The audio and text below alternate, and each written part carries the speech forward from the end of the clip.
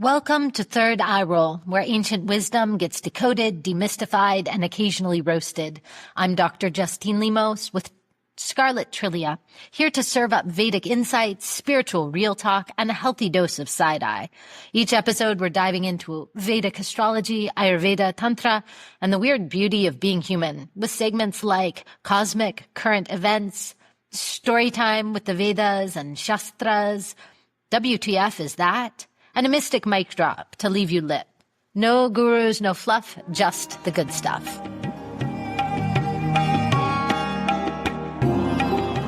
Welcome back to Third Eye Roll. I'm Dr. Justine Limos, and I'm here with Scarlet Trillia. And today we're talking about with their heads, Kalsarpa Yoga, Ganesh, and the ego guillotine.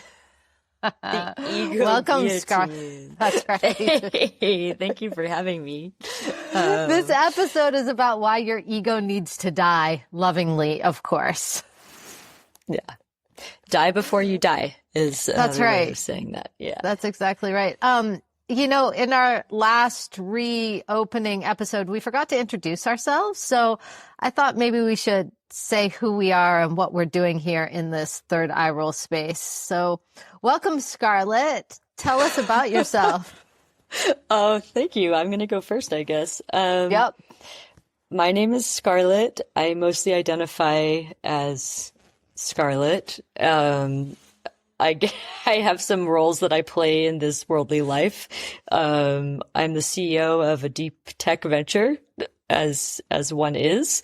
We're a startup. Don't worry, I'm not super successful or anything, but I will be. I'm a longtime student and friend of Dr. Justine Limos. I would say probably one of her best students ever. Definitely A+, 100% best student. A plus student of Dr. Justine Limos. We have been studying yoga, Ayurveda, and Jyotish together for 10 years next month. It is our 10-year anniversary next month. Is it really? It is. It Wow. is A plus student. Happy anniversary. Thank you. A lot has Thank happened. you. A lot lot has has happened happened. in that you time almost period. died. I almost died. You came back. I came back. No, quite literally, and appropriate to this episode. Scarlet almost died, and then she came back. Scarlet almost died during peak Rahu Mahadasha combined with her Saturn return. That's right. Scarlet had the cancer for the second time. I like how I've switched to the third person. One time wasn't why not? enough. One time well, wasn't it is enough. about ego death. We're doing ego death this episode. We're doing ego death. So I guess the first time, I was too young. The first time around, I didn't know that it was supposed to be an ego death experience. The second time around, I was like, oh, okay, I get it now. We're supposed to die before we die. So I was practicing doing that. And here we are. It's been very nice since then. I think you should introduce yourself. Okay.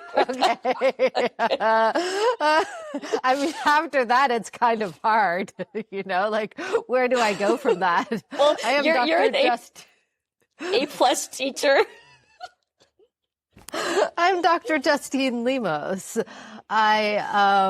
I have many degrees, which makes me very esteemed. And it's okay for me to say these things because I have 4 post-high school degrees because 3 weren't enough. And I constantly wonder if I just need 1 more degree to make it all make sense. I hold a doctoral degree in cultural anthropology with an emphasis on embodiment in South Asian cultures. And I am interested in investigating the interplay between the biological and the mystical.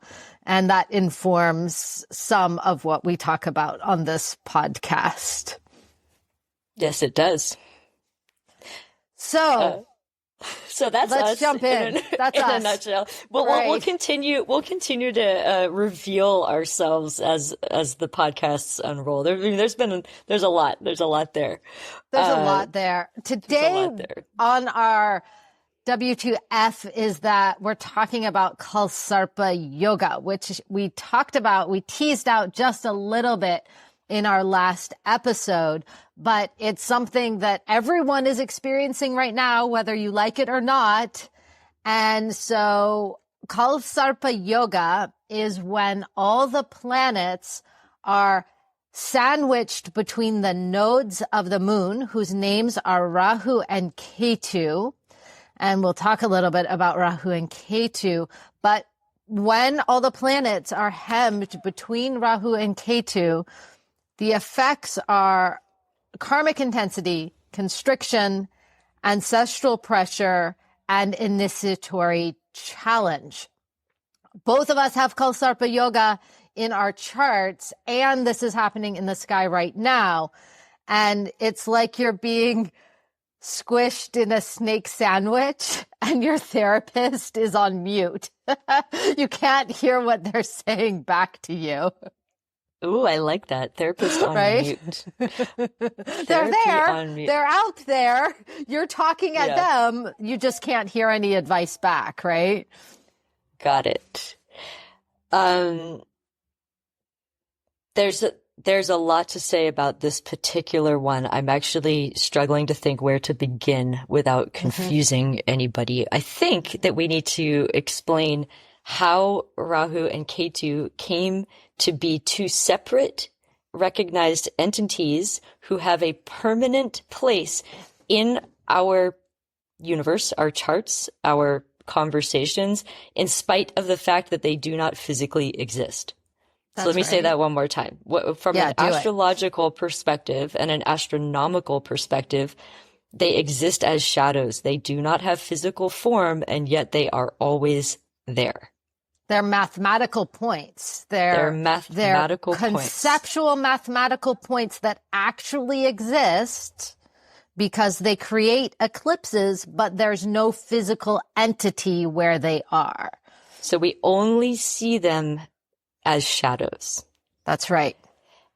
But let's tell the myth, because and as we're telling the story, another emergence occurs. So in the same massive acts of creation that led to the permanent existence of Rahu and Ketu, we also got Lakshmi and Alakshmi.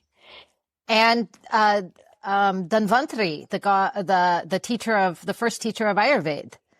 Well. Too. So I think and a wish-giving cow, which I want the wish-giving cow for sure. And all of the gems that eventually Hanuman shit upon. Am I allowed to say that? We think. That's our telling of the story. That's my telling. We've told it that way. Okay, I won't claim that, but I will say that. Okay, anyway, let's back up. So we're talking about the churning of the Milky Ocean of creation. Are you going to tell? I think you should tell the story. We can tell it together. So once upon a time, long ago and far, far away, in a galaxy far, far away.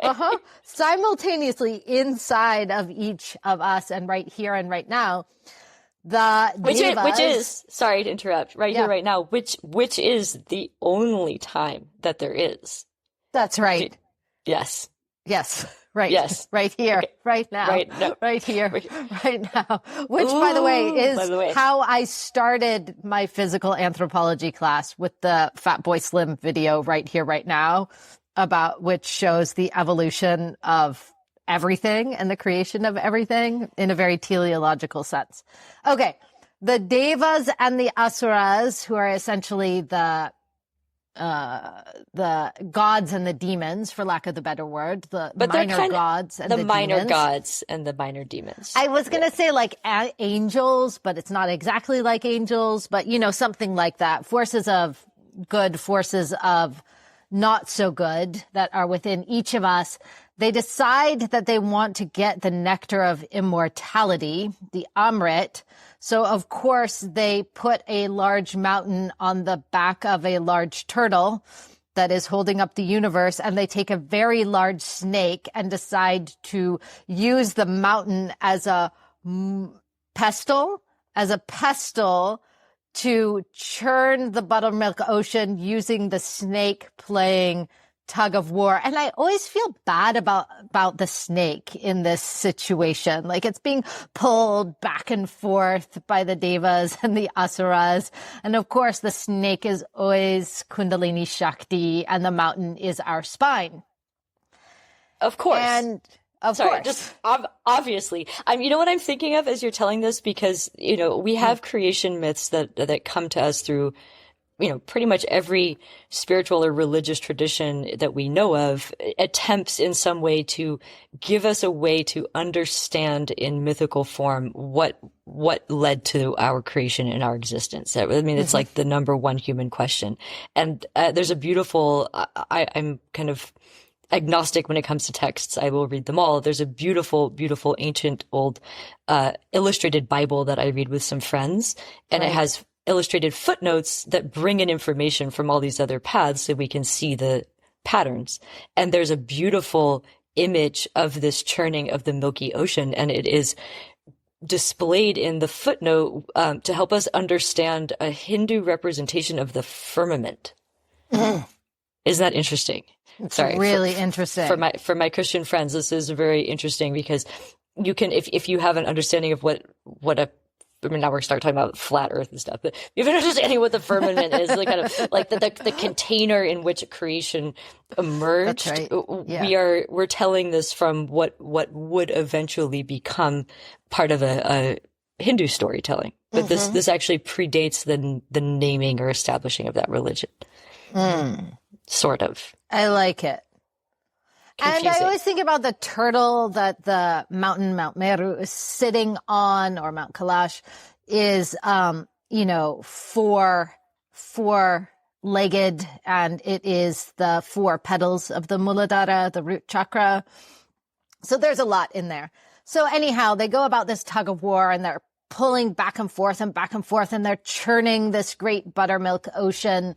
And because of the churning, the vortex that's created, all of this stuff starts to pop out. And Dhanvantri, who is the first physician of Ayurveda, the science of life, he pops out and is like, here's medicine. And then a wish-giving cow pops out and is like, here, take all the riches of the world. Like basically, if you touch me, I'll give you whatever you want. And then Lakshmi, the goddess of wealth and beauty and abundance and fertility and agriculture, she jumps out. And then and gets swooped up by older Vishnu. Sister. Yes. As a note. Vishnu's like, I'll take that one. Yeah, right. Give me. Yeah.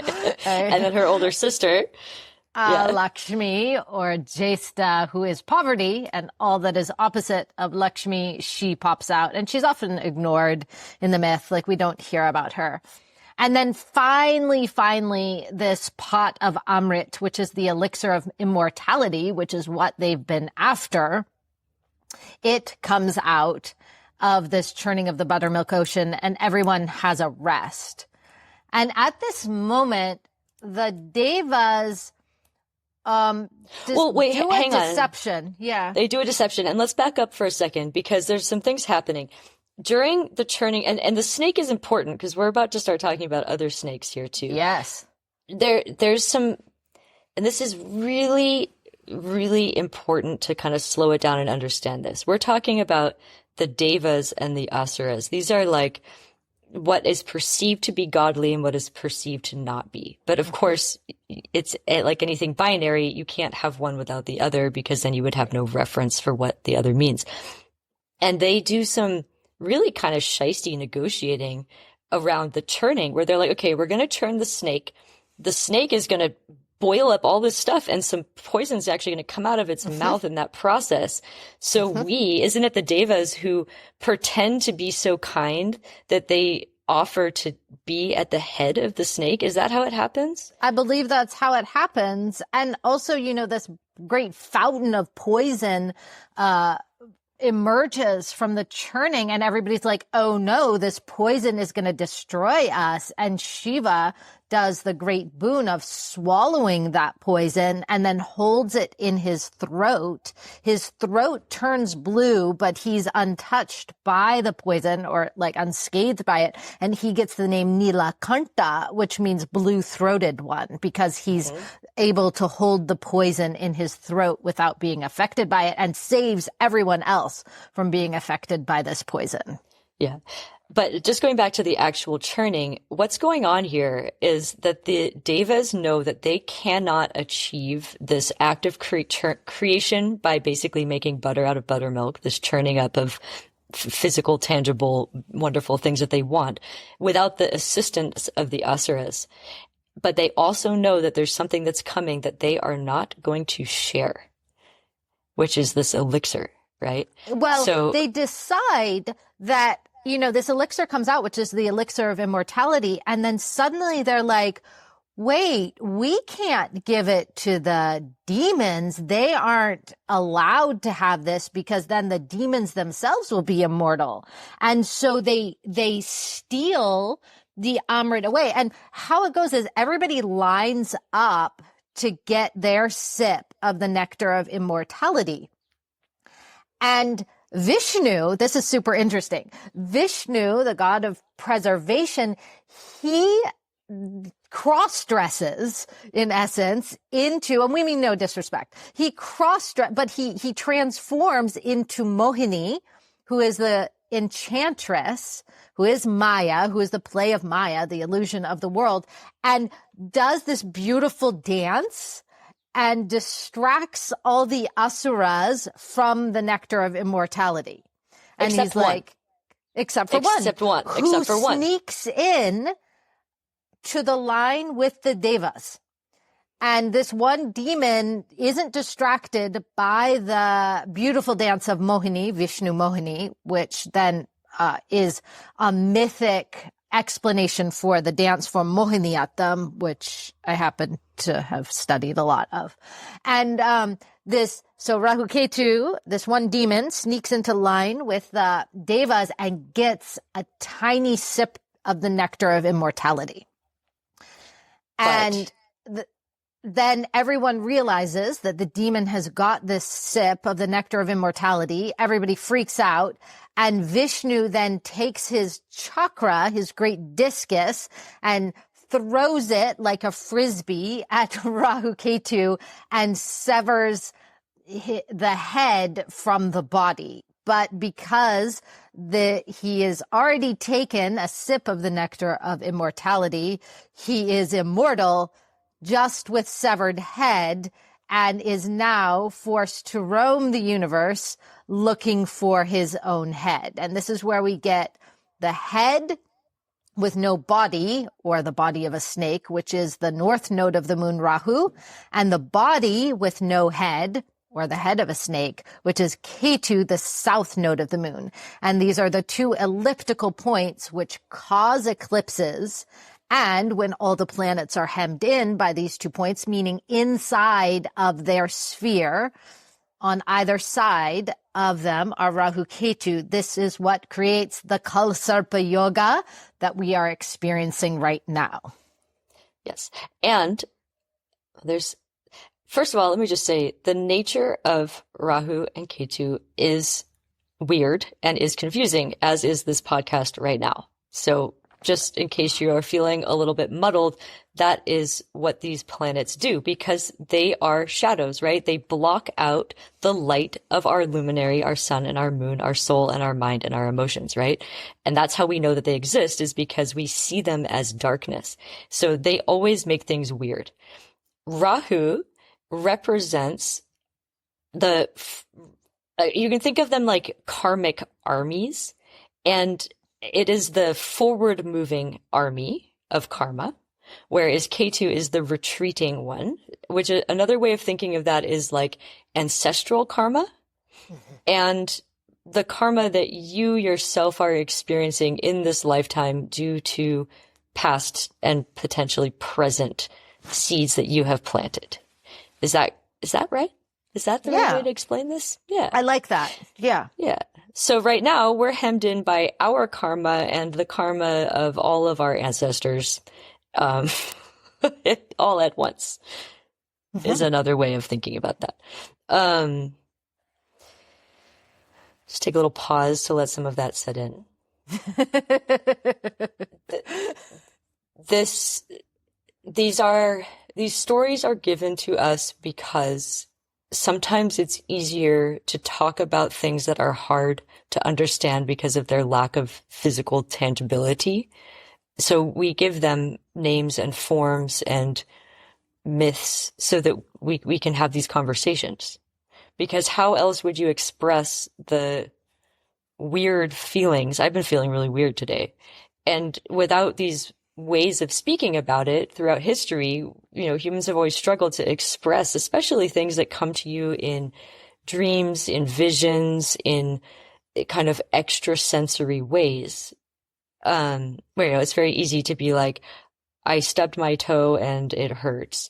It's more difficult to say, I feel a sense of existential dread because of something that happens that I don't know about, like what it actually is. So here this is why we have this. But the real point of I think the story is that in the moment that Rahu Ketu consumed the elixir of immortality, and then it was already in the throat of this snake-like demon when the demon was cut. So both sides achieved immortality, but in two forms. And that means that Rahu and Ketu are present always in the sky, in the chart, in the karma of any given lifetime. Exactly. And we should note that they are always exactly 180 degrees apart, and they form a karmic axis in the birth chart or in the chart of what's happening right now.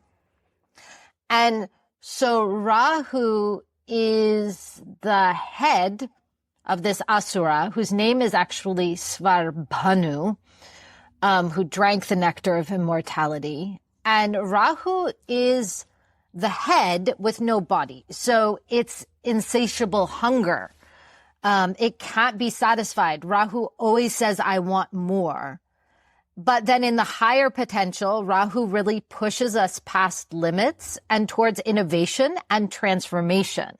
And we're about to experience, in addition to this Kalsarpa Yoga, Rahu and Ketu are also about to change signs. And that's something new that's coming in. Ketu, on the other side of this axis, is moksha, liberation and detachment. The shadow side is confusion and depression and difficulty engaging in worldly life. It has no head. It's just like walking around, But the higher potential is really deep wisdom and mystical clarity and transcendence beyond the ego. And Ketu says, I've already had this thing, whatever it is, and so now I let it go. And so with this axis, it's the push and pull of that snake. Like where your soul is pulled is Rahu, what it's releasing or completing is Ketu. And so this is this snake sandwich, this Kalsarpa Yoga that we're under. Now, Kalsarpa can be interpreted as the serpent of time. It can also be interpreted as the other meaning of Kal, which is the black snake yoga, which I also really like how it sounds like we're under the yoga of the black snake, Well, and of course, I just arrived to visit some friends in Spain, and the grandchildren of the family I'm staying with were here staying for a few days, and there's a black plastic snake in the bathtub. Of course. Of course there is. Why would there not be? Why would there not be a black plastic snake in the bathtub? Yeah. So couple other kind of technical points that I think will also help us get a little deeper into this conversation. Rahu and Ketu always move in retrograde motion through the sky. So they don't have a retrograde cycle. They always move counterclockwise, if you'd like to think of it that way, or against the forward moving direction of all of the other planets. The luminaries, the sun and the moon, who are the two planetary bodies that experience the eclipse of Rahu Ketu, never retrograde. So they are always moving, let's just call it clockwise. Rahu Ketu always moving counterclockwise. We see eclipses in two ways. One, when the sun and the moon are on a 180 degree axis from each other, on the same 180 degree axis as Rahu and Ketu, Or when they are in that's the full moon, where the moon is across the sky from the sun, reflecting 100% of the sun's light. That's a full moon. When we have a new moon, no moon visible at all, it's when the sun and the moon are in the exact same position on the same axis as Rahu and Ketu. And we get this a couple of times a year. And so when all the planets, the sun through all the visible planets, are hemmed between Rahu Ketu, the lunar nodes, the cosmic head and tail of the serpent, it's like a gigantic snake swallowing your whole chart, which is your chakra system. It is your endocrine glands. It is you. And you're caught inside its belly. And therefore, everything is filtered through karmic entanglement. So the vibe here is heavy karmic residue, feeling stuck in cycles. It could be intense life events like loss, obsession, rebirth. My cat, which is one of the signs, the nimittas, the omens of Rahu Ketu, is coming to visit me right this second. We can have like sudden rises and falls in energy. Also, like soul contracts can come in to be up for grab. And this is like a wake the F up kind of yoga. It's not love and light and like everything is all nice. And when we, just to be clear, we say the word yoga in the context of Jyotish astrology, not to mean yoga pants, Lululemon postures. That's not what yoga means in any context. But what it actually means is, yoga means union or yoking. So a yoga in a chart is a specific arrangement of specific planets. So that's just to be clear, when we use that word, that's what we mean. And there's something, so the reason why I brought up the retrograde motion is that right now today, May 6th, 2025, the nodes, Rahu Ketu, are at 0 degrees in Pisces, Rahu, and in Virgo, Ketu. Because they are moving backwards, that means that they have spent 29 and, how many minutes are we at? About 29 and a half degrees transiting the same sign. They're at 0, and then they're moving backwards. They will be at 29 degrees in the next sign, in Aquarius and in Leo. So of all the planets in the sky right now, they are at the strongest degree for amount of time spent in the energy of a specific house. Very, just kind of interesting. So what we were saying is that Rahu Ketu are set to change signs for the first time in 18 months. They're going to change signs and move backwards and bring us into a whole new collective energy, really. Yes, and let's just emphasize this a little bit. The houses or the signs, the rashis, each have a planetary ruler.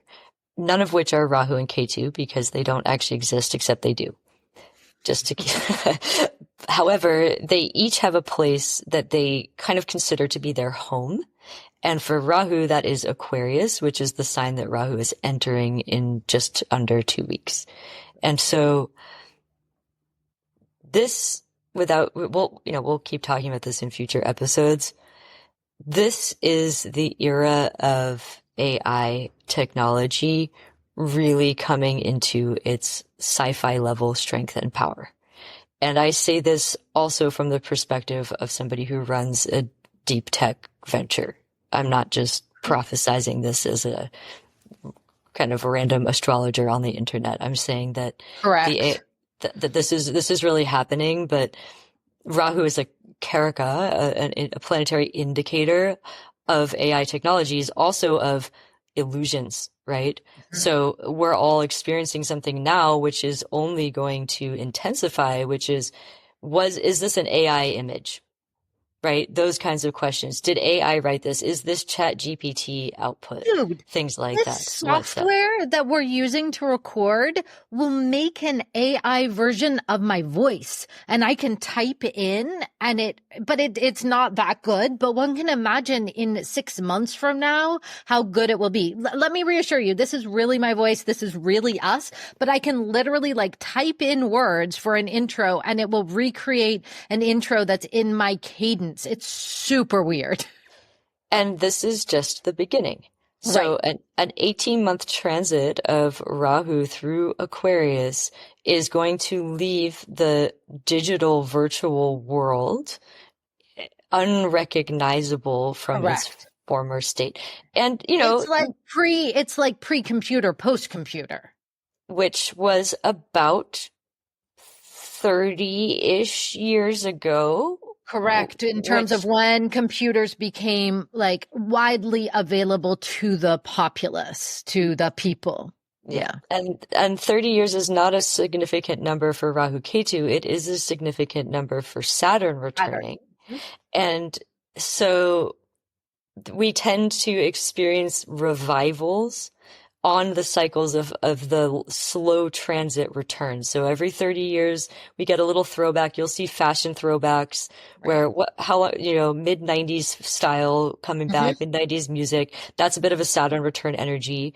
Rahu and Ketu return every 18 years. We may also see a little bit of a throwback from, 18 years ago, 36 years ago, things like that. And we were in preparation for this episode. We need to do our movie pick, our and our music pick, and our album pick or our song pick for this particular cosmic current moment. What you got? Yeah. Well, I threw a couple out there before I even did any research, and I was just kind of joking, like, oh, it's definitely from 36 years ago, it's definitely Whitesnake. And Whitesnake's self-titled album did come out when Rahu was in this, return placement. The other did it come out when Rahu was in Pisces or when it was in Aquarius? Oh, I'll have to check the exact date. Yeah, we have to check it. It's very close, though. Very close to this transit time. Yeah, snake energy. Yeah. The other song of all the ones that I reflected on, and I was, we're both remember this era really well. This is like Amy Winehouse energy. Rehab. 100%. I don't want to go to rehab. That's Rahu energy. And that song was chart topping around the time that Rahu was exiting Pisces. We didn't talk about how Rahu is like, the outcast. He is associated with like drug use and chaos and like, because he's a head with no body. So it just wants to consume, right? Yeah. It's a unsatiable desire. I mean, right. Yeah. And that's not always. I wonder when that U2 song came out. That's like desire. We'll have to look that up. Right. That would be another song that would be of this cosmic current moment. Fashion wise, I think with snake print, but it seems like overly obvious. Yeah, I was thinking for Rahu and Pisces, which we're just getting to the end of the last 18 months, there has been a lot of pleather. And it's been rebranded. This is part of the illusion where Rahu's like, no, it's not pleather. It's not plastic leather. It's vegan leather. You're like, shut up. Shut up, Rahu. It's plastic. It's plastic that was probably made by children's tiny hands. And 100%. So which actually brings me to other beheadings because of that myth of beheadings. I want to talk about other beheadings. But then before we do that, what's the movie? I called Snakes on a Plane, which I've also never seen. Apparently we picked movies that we've never seen. Snakes on a Plane is fairly chaotic. That is a good one. We talked about Indiana Jones and like the snake pit. The snake pit, for sure. The snake pit is a good one. I may have to even give this a little bit more thought for a future episode. I sent you my top picks, but of course we send each other messages that disappear every 24 hours because why make it easy on yourself? No. So I don't remember We had Indiana what my pick Jones. We was. thought that one was really good. We thought Snakes on a Plane was really good. Those are some of the Yeah. energies. Because of the beheading of Rahu Ketu and the split, between who we think we are, who we truly are, the eclipse energy, I started thinking about other famous mythological and cross-cultural beheadings. And these are some of the ones that I got, and chime in. Marie Antoinette, the guillotine of karma, Mm-hmm. executed by her people during the French Revolution. And I've heard some statistics about how the division of wealth right now, like in the US and globally, is much, much, much wider than it was in the French Revolution. Okay. But that sudden fall from status and the karmic reckoning is there with Marie Antoinette, famous beheading. Also Anne Boleyn, another famous beheading. Also, she had, there was lots of shadows around her, who she really was, who she wasn't. And then I was thinking about I don't know my Bible very well, or the Bible very well. John the Baptist gets Okay. beheaded. Mm-hmm. Right? And he calls out Herod sins, and then he pays with his head, right? And I believe his head is delivered on a plate. It's a good one. You were saying Legend of Sleepy Hollow? Yep. It Headless was. Horseman? Mm-hmm. The headless horseman. It's really good. Also the Red Queen and Alice in Wonderland, like the madness of power. She's Off always with her head. off Yeah. with her head. Chaotic parody of justice, right? Of Mm-hmm. like tyranny, impulse, distortion of authority. But it also, like, her madness hints at the emptiness beneath that rule of ego. And always the loss of the head is a loss of ego. Chinnamasta from the Dasha Mahavidyas, the 10 wisdom goddesses, she cuts off her own head, and then with the streams of her blood coming out of her body, feeds her two attendants and her own head. She's pretty fierce. So we love Chinnamasta. Like, she's awesome, right? And then of course Ganesh, Ganapati, is the son of Parvati, created out of the earth. And there's a whole myth that we can tell about it, but Shiva cuts off the boy's head. Again, he's immortal. And then he gets the elephant's head placed on him. That, is that becoming, right? And Ganesh, Ganapati, as well as the goddess Durga, are often associated with these lunar nodes of Rahu and Ketu. And of course, Durga, who is Chamundi, Durga, Kali, are all iterative forms of the same goddess energy, do a lot of head cutting off. And Kali even is wearing a necklace of the skulls of the heads of men. And that again is the ego being removed. And so the cutting off of the head is actually an act of grace and benefic.